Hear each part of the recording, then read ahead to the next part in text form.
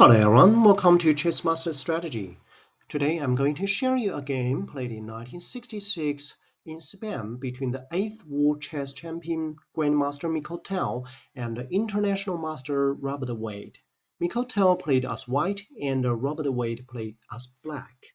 Before we do the deep dive, let's have a look of this current situation on 18th move after white played King b2.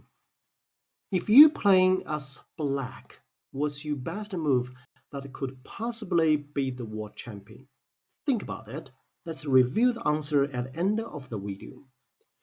Today's video is based on Mikhail Tal's own narrative published during his years. The total moves for this game were 25 before black resigned. We will focus on the 18th to 25th moves. There are two key points I would like to highlight here. First, we should appreciate the art of the tactical calculation the world champion Mikhail Tal revealed to us in relation to this game. In his narrative, he didn't mention the strategic positioning topic, but purely focused on the tactical calculation. Second, the root cause behind why Robert Wade made a miscalculation on the 22nd move e6 rather than Queen e5, which ended up lost the game. Now, let's start the game. Look at the current situation. Both sides are pretty equalized. White has two rocks here, black has one. Black has two knights here, white has one. Both sides have one bishop left, and the queens are here. Black has beautiful pawn structure with pawn majorities, and white has damaged pawn structure with 6 left. Now, white is threatening h-file with this rook, possibly another rook, and the queen is controlling this diagonal.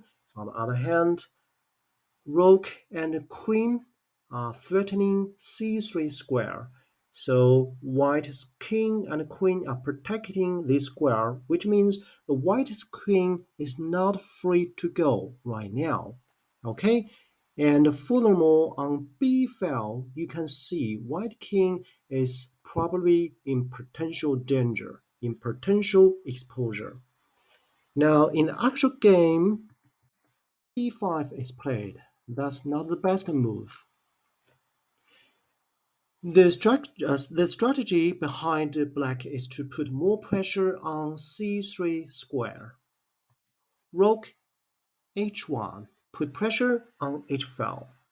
Now you have two options for the black to play. One is you can move your knight to here, very powerful move. Another move possibly is more tempted to you, but it's a very, very fatal mistake, which is this one. Think about it. If you can move your knight to here, well, you will have three pieces to target this square, and also you can targeting this queen. That's a big temptation. To make it happen, you possibly can remove this pawn with sacrifice of your knight. Let's try this variation. Okay, see now I'm threatening this pawn and this queen, and for white to play rook here, take this pawn, big temptation, check, check, checkmate. Okay, so that's a big temptation for black to play. If black made this choice, that would be a fatal mistake. So this later reviewed by Mikhail Tal. And in the actual game, knight c4 is played, which is a correct move, very powerful move. That's a fork. Bishop take this one. Now you can think about it using your rook or your pawn to take this one. Okay, let's see if you using your rook to take this one, what's gonna happen. Well, you still have two heavy pieces to targeting c3 square, but unfortunately, this queen is blocked by its own pawn in here. However, if you're using your pawn to take this one, well, your queen can still control this line, but now only one piece is controlling this square, which means white queen is temporarily free for now. even you are controlling this open file. Okay, so both play and both move actually has a negative side. In the actual game, c4 is played. Now, but we can see White King is in extremely dangerous situation. Rook h7. Knight takes this rook. Queen h6. A beautiful move. Now you compose your video. Think about it. What are you gonna do if you playing as black? Okay, the natural reaction for the black thinking is, well, if white take this one, well, another one, if white take this one, well, that's going to be a check, and that's going to be a checkmate. So I have to make some move for my king to run away. So in the actual game, e6 is played. This is a fatal mistake as later on revealed by Mikhail Tal, because this move is based on white gonna play this move. Let's see what's going on. So you can see black, so king is run away, and now it's time for the black to do the check.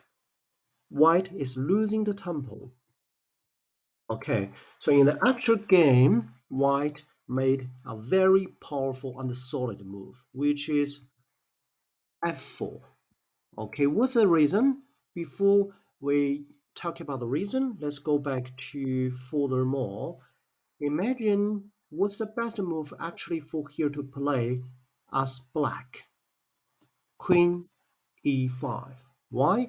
You're now controlling this diagonal. For example, if queen move forward, run away, if I give you some destruction, I'll ignore this destruction. If you want to make the exchange, no, I want to retreat. So see, this is still equalized position, but better off for the black because black can do the check at any time. But the black king is run away successfully, has run away successfully. All right, that's the best move for black to play in this situation. But unfortunately, white made mistake. f4. To control this square, if you realize the queen wants to use this diagonal to use this square, well, that's too late. Now, check out this line. How many square actually queen can control? Only this one, because the rest are controlled by white. So, white has no intention to move to here at all. Okay, this is a very solid move for white. Black moves e5. The strategy behind it is to do exchange in here. If I take you pawn, you take this one, I can force you to do some exchange. You have to run away. If you move back to here, well, I will move my queen to here. So it's equalized, and the black king is perfectly protected. On the other hand, this pawn is threatening this knight. But it's too late to make this move. Let's see what's going on. d5, a very solid move here. Why? Because now white is creating a triangle. Think about it. What white gonna do? I will go further in here, and if you run away, I will go here. However, if I needed some, if however I needed some support from here to support my queen to keep attacking the queen, so I need this pawn to go ahead. Now you have this triangle formed. A beautiful solid triangle is formed. But think about it. If I don't move this pawn, I move this pawn. What's going to happen? You can't control this square. On the other hand, black can take this knight at this stage. See what's going on if we play this move. Check. Okay, it's better off for black actually. So white's strategy is move its pawn go ahead. but he needs to make sure which correct pawn to be go ahead. D5 is played. Very accurate calculation. Bishop E8. The objective is to make some room for its king to run away through this route. But the problem is in here you have you have two pieces to protect this square versus one from the threat from the knight. But if you move this one away, knight will be targeting this square. Why? Think about it. What's going to be the next move for the white to play? Now, white is threatening using this route, and white can go to this route. But the problem is king still can run away. See, if I go to here, king goes to here. If I goes to and it goes to here. If I check, king can goes to here. So I can't do checkmate. And at the same time, black can play around in this open file. That's pretty dangerous for the white because of this pawn is blocking white from attacking. So to remove this pawn, what white gonna do? Which is gonna to be the last move for this game before black resigned. That is this one, a beautiful forced move. Why? Imagine if you don't do anything, white will do this one checkmate. So you have to do the forced move to take this knight off. But once you take this one off, that means this line will be clear for the white to do the maneuver for its rook. Okay, for now, actually the game is finished because black resigned. Let's see further steps. So you have to take off this knight. I'll do check, check. Remember, you can't move your king to here, otherwise I'll do checkmate straight away. So to here. Alright, what's your best move? Move to here. Why? If you take this one, well, that's gonna be a fatal mistake. Let's try. If you take this one, did you see this big triangle by the black side? He can do continuously check.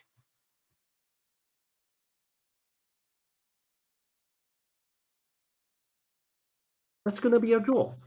So you must be very, very careful. Alright, so in this situation, white should play this one. Now the rook is free for taking. Checkmate. You can see every move must be a check, otherwise black will take control. As I just mentioned, this is extremely equalized and very tight game. Now, let's get back to the 18th moves.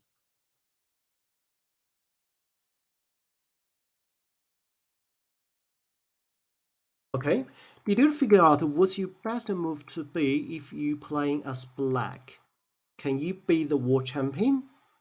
Okay, Mikhail Tal later revealed that the best move for black to play is knight c4. Let's see what's going on if knight plays this move. Bishop takes this one because this is fork. Bishop has to take this one. Rook takes this one back. Okay, now you can see the line is beautifully clear. Fantastic. Compared to the actual game, this pawn actually blocked the way. All right, now it's all clear. 2 versus 2 targeting this square. Okay, remember in the actual game, pawn is in here, rook is being blocked in here. So that's why the white queen is freed. Okay, now I can do knight b3. I'll put my queen to here, still targeting this one. Queen goes to here, threatening a pawn. But the problem is you need to be really careful. You have to stick to this square.